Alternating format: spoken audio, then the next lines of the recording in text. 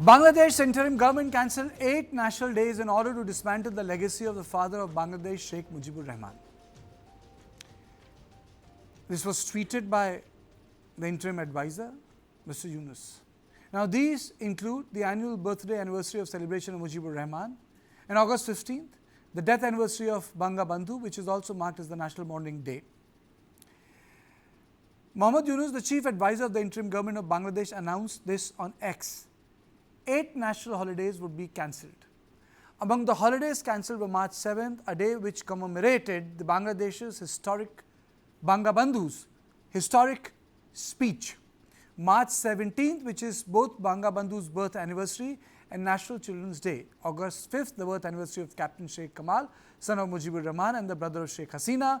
August 8th, the birth anniversary of Bangamata Begum Fazila Mujib, wife of Mujibur Rahman. August 15th, the death anniversary of Mujibur Rahman, which is also known as the National Mourning Day. October 18th, Sheikh Russell Day, the birthday of the youngest son of Mujibur. November 4th, the National Constitution Day. November 12th, Smart Bangladesh Day.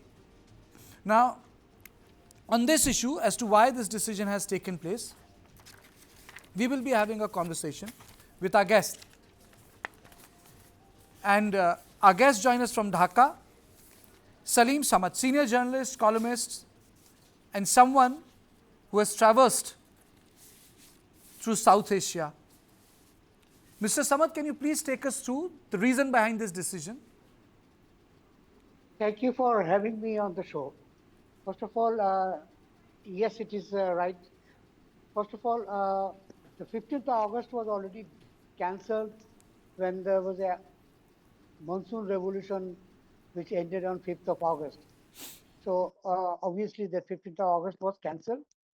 But except for the 15th of August, which was a holiday, a national holiday, there was no holiday. It was just a day which was observed mostly in education institutions. The government has decided not to observe those days. I mean, so the education institutions will no more observe any days that has been, as you have mentioned, 8 national days. And you will understand that most of the national days, or except for one, are a dynasty within the dynasty of Mujib. I mean, Sheikh Hasina, Sheikh Mujibur Rahman, her mother, Fazluddin Nasa, his brother, Sheikh Russell, Sheikh, yes, and you will find that this is all surrounding his, Sheikh Hasina's brother and sister and brothers mostly, and a mother and his father, and this was made on the 50th amendment. The 50th amendment of the Bangladesh Constitution in 2011, they made it a point that the father of the nation declared that the father of the nation will be Sheikh Mujibur Rahman, and all the government institutions, education institutions, government office will hang the portrait of Mujib. So that has, of course, obviously has come to an end. But this doesn't mean that these days has been totally been banned or been asked not to be observed. So it was originally before 2011, when this was in the constitution and been formally declared as a national days in 2011. Before that, for years and decades, the Awami League itself had observed all these days.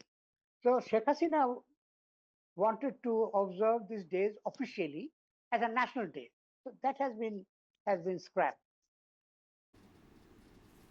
Mr. Samad, why is that the anger against Sheikh Hasina has got transferred on Sheikh Mujibur Rahman, who has nothing to do with the current political developments? Why has that happened? Mujibur Rahman's role was very different in the history of Bangladesh, the creation of Bangladesh. Sheikh Hasina's role is different.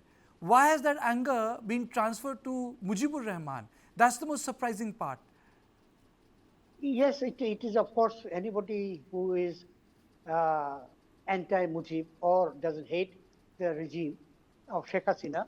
They were all through the last 15 years was very angry and deliberately did not oppose the observation of these days I mean, not officially, but a different political party, even some media, one or two media even didn't cover those days on the first page.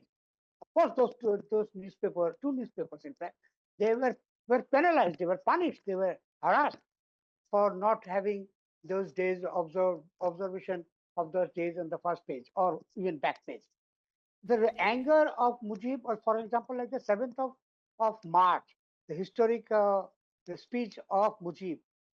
Unfortunately, most of the narratives in the Bangladesh, I mean, liberation war narratives, in the last 15 years, they even interpreted that the 7th of March was in fact the declaration of independence of Bangladesh, which is absolutely wrong, because there is no word of independence on the 7th of March at all.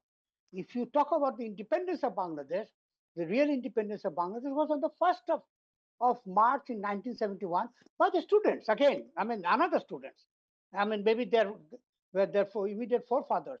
Their students on the 1st of March of 1971, they burned the Pakistan flag in public, and that was all published in the next newspapers. That was the day when Mujib did not refuse to recognize that day as the 1st of August.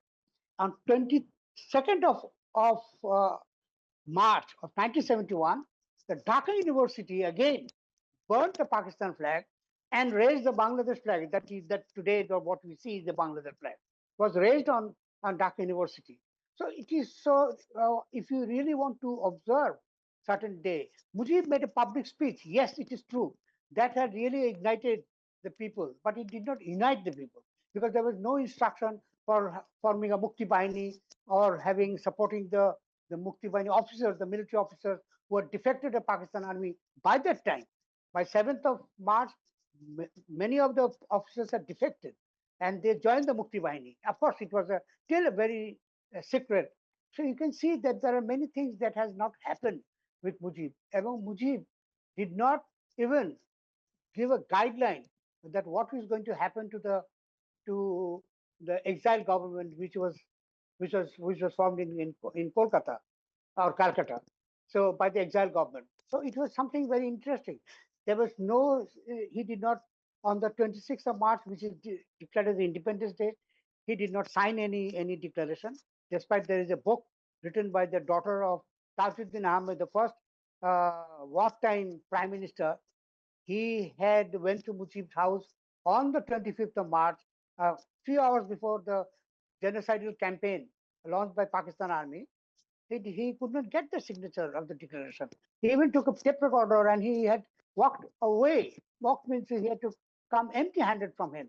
So there are many conception or maybe debate regarding Mujib's role of, and the last thing that has to be mentioned Are you that saying that Mujib's projection outside Bangladesh is different from what Mujib is the perceived by a part of Bangladeshi population?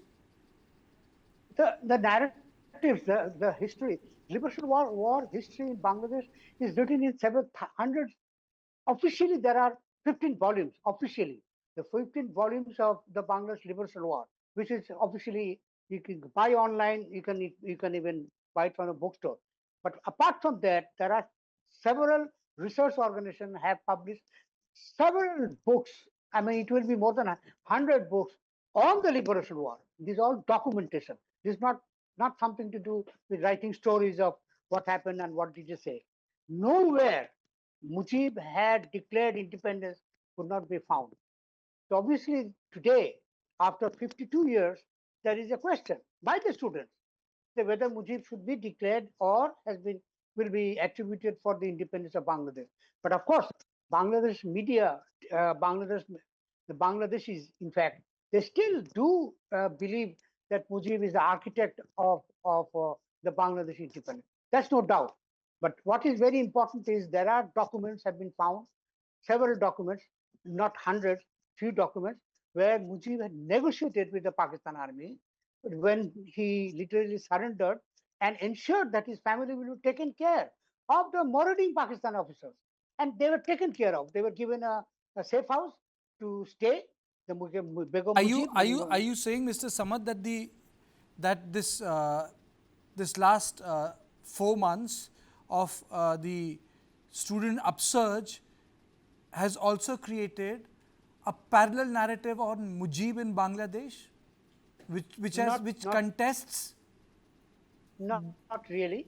They have not done yet, but of course, it will be definitely rewritten. I mean, the Liberation War history. Are you saying that the history of the Bangladesh will be rewritten now? Rewritten because many of the missing things are missing. But will facts survive? Will facts survive in this process of rewriting? Yes, it is true. For example, let me give you 2 examples. The founder of Awami League is Maulana Bhashani. Nowhere in the history of Bangladesh official document, nowhere Maulana Bhashani is mentioned as the founder of Awami League. He broke away from Muslim League to form this Awami League. His name is missing nowhere. Even the celebration, the 75th celebration, Bhashani has been deleted or has been omitted. The one thing which is most important, which is current history, in 1971 during the war, the exiled government was headed by Tajuddin Ahmed.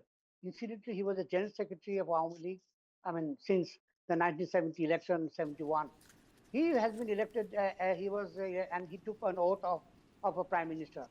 His name is nowhere in the Bangladesh history for the last 15 years. No textbook mentioned about Tajuddin that he was the prime minister during the war. So can you imagine that many of the narratives were distorted deliberately by the Awami League. How do I understand? How do I understand it from a larger perspective? I'm falling short of time. Sometimes big leaders have to pay because sometimes their life is preceded by the dynasties they have, and the contemporary history is reflected on them.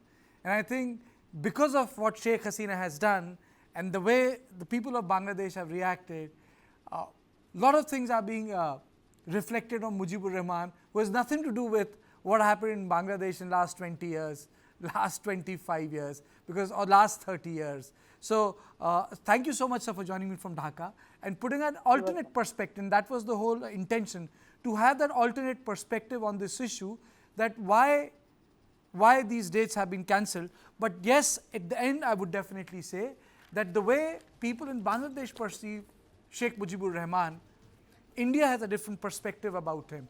And in the process of rewriting the history or the constitution, I really hope that the facts are not compromised. The facts survive.